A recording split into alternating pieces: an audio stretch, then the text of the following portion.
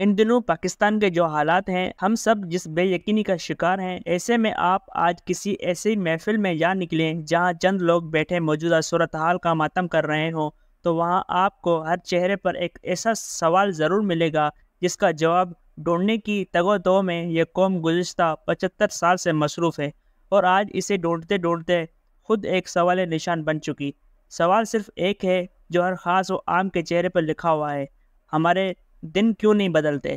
ہمارے ہاں ملیشیا کے معتمر محمد جیسا رہنما کیوں پیدا نہیں ہوتا؟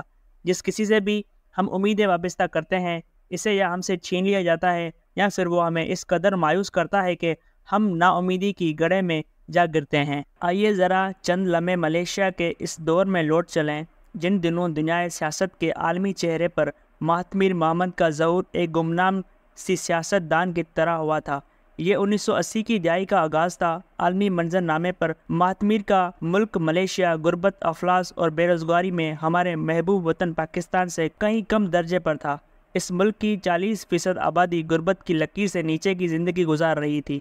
ملک کی معیشت کا سارا انحصار ٹن، ربڑ اور پام آئل جسے خام مال کو باہر بیچ کر کچھ ذرائع مباد کما کر لانا اور ملک چلانا تھا۔ پورے ملک کی معیشت پر چند سو چینی خاندان مسلط تھے جو ملک کی تجارت اور صنعت پر چھائے ہوئے تھے۔ ملیشیا صرف پاکستان سے ہی نہیں بلکہ اپنے ہمسایہ ممالک انڈونیشیا اور فلپائن سے بھی زیادہ غریب اور مفلوک الحال تھا۔ انہی دہائیوں میں ان تین ممالک پاکستان، انڈونیشیا اور فلپائن کی تقدیر بدلنے کا نعرہ لے کر تین جنرل ضیاء الحق، سہارتو اور مارکوس اقتدار پر قابض ہو چکے تھے، جبکہ ان کے مقابلے میں 80 کی دہائی کے آغاز میں ہی ملیشیا کی سڑکوں پر جلوس نکالتا تھا، نعرے بلند کرتا، پوسٹر لگاتا اور تقریریں کرتا ہوا معتمر محمد اسمبلی کی ایک نشست پر الیکشن جیت کر اقتدار کے مسند تک جا پہنچا، اور پھر تاریخ یہ کہانی بتاتی ہے کہ 22 سال تک لوگوں کی محبتوں نے اسے اس مسند سے اترنے نہ دیا۔ اس نے ایک دن خود ہی بعد میں آنے والوں کے لیے اقتدار کو خیر آباد کہنے کا اعلان کر دیا۔ اب ذرا موازنہ کیجئے، فلپائن پر فردینڈ مارکوس نے 10 برس مارشل لاء اور 7 برس مارشل لاء کے بغیر حکومت کی، اور جب لوگوں نے اسے دھکے دے کر نکالا تو ملک کے پاس معیشت سنبھالنے کے لیے خلیجی ممالک میں فلپائن کی خواتین کو گھریلو کارکنوں کی ترسیل اور سیاحت کے نام پر عصمت فروشی کے سوا اور کچھ باقی نہیں تھا۔ امریکی بالادستی کی وجہ سے صوبے کی زمین کو امریکہ کو اڈے کے طور پر بیچ کر اس سے رائلٹی لی جا رہی تھی، اور اسی سے ملک چلایا جا رہا تھا۔ دوسری جانب انڈونیشیا پر بھی اسی دوران ایک جنرل سہارتو برسر اقتدار تھا، جو عوام کی طاقت سے نہیں بلکہ چند جنرلوں کی مدد اور امریکہ کے آشرواد سے حکمران بنا تھا۔ اس نے 30 برس تک وہاں حکمرانی کی۔ اس دوران اس نے 5 لاکھ سیاسی مخالفین کو قتل کیا اور انڈونیشیا کو ایک مسلسل خوف کا شکار کیے رکھا۔ نتیجہ یہ نکلا کہ ملک کی ساری معیشت اور سرمایہ سہارتو خاندان کے قبضے میں چلا گیا۔ اس کے بعد وہی ہوا جو ڈکٹیٹروں کے ساتھ ہوا کرتا ہے۔ حالانکہ خدا اٹھتی ہے، یا تو وہ دھکے مار کر نکالی جاتے ہیں، عوام کے پاؤں تلے روندے جاتے ہیں، یا پھر کسی حادثے میں ان کو عوام پر مسلط کرنے والے ہی انہیں ہلاک کر دیتے ہیں۔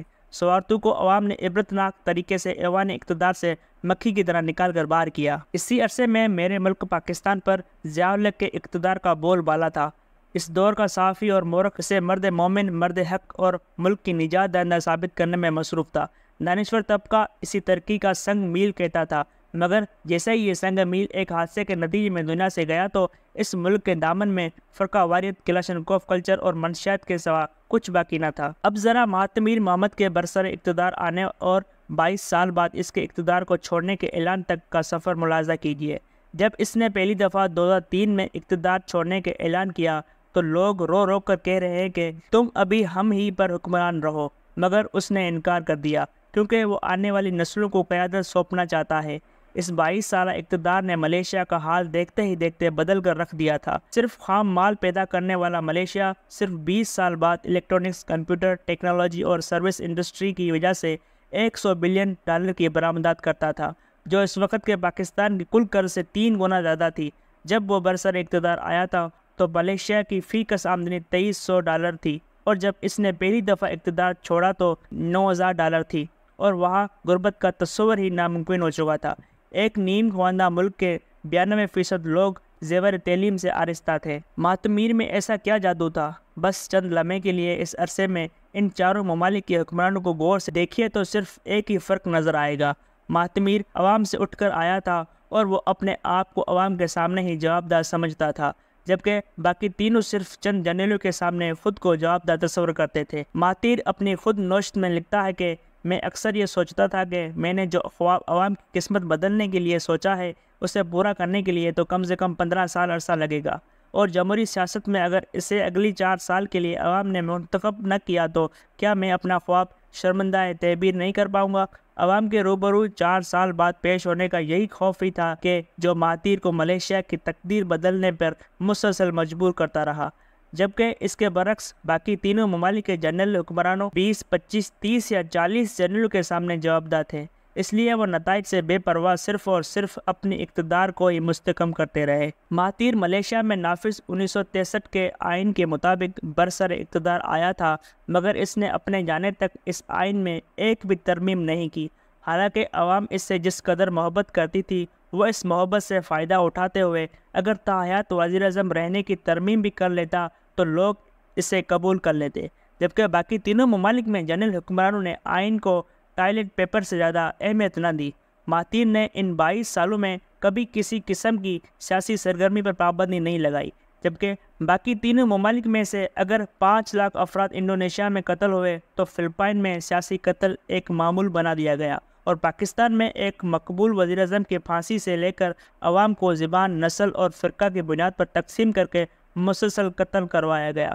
وجہ صرف ایک تھی کہ باقی تینوں حکمران اپنے آپ کو عوام کے سامنے خود کو کسی بھی قسم کی قتل و غارت کی صورت میں جوابدہ تصور نہیں کرتے تھے۔ حیرت کی بات یہ ہے کہ باقی تینوں حکمران جن کے پیچھے مارچ کرتی ہوئی فوجیں، بندوقیں اور ٹینک تھے، امریکہ کے سامنے اور مغربی دنیا کے آگے اتنے جھکے شرمندہ اور مرعوب اور کاسا لیس تھے کہ انہیں کسی آزاد ملک کا سربراہ کہتے ہوئے بھی شرم آتی ہے، جبکہ مہاتیر جب گونجتا تھا تو غریب ملکوں میں عزت و آبرو اور غیرت کا احساس پیدا ہوتا تھا اور مغرب کے ایوانوں میں زلزلہ۔ ہمارا مسئلہ یہ ہے کہ ہم یہ سوال کرتے ہیں اور شاید ہمیشہ کرتے ہی رہیں گے، اور ہمیں اس سوال کا جواب کبھی نہیں مل پائے گا، کیونکہ ہم سیب کی درخت لگا کر اپنے آپ سے یہ سوال کرتے ہیں کہ ان پر آم کیوں نہیں لگتے۔